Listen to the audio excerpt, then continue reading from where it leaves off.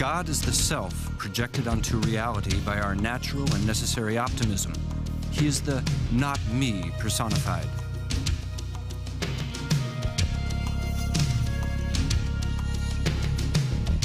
It's very easy to say that each culture makes up its own God, that God is not real, God is an illusion, and that we simply project onto the empty heavens a picture of our own faces. Now, there is something in that, because when, for instance, in Polynesian religion, I believe in the fish god, and that's because fishing is very important to me, and I have to make sacrifices, human sacrifices, to the fish god. Then I become savage like the fish god, and it affects the way I am.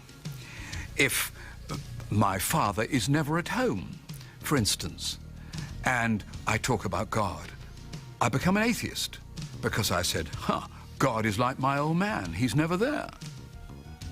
But, and of course, Freud was one of the people who made a great point of this in saying that we project our fathers into the sky.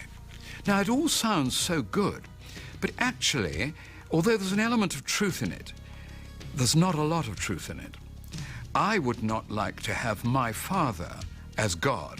I would not like to objectify him in that way.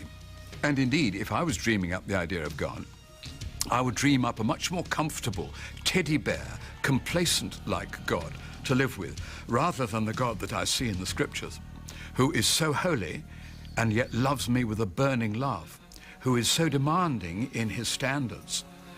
You know, I would not have dreamed that up. So I don't think that it will do to say that every culture makes God in its own image. There's just an element of truth in that.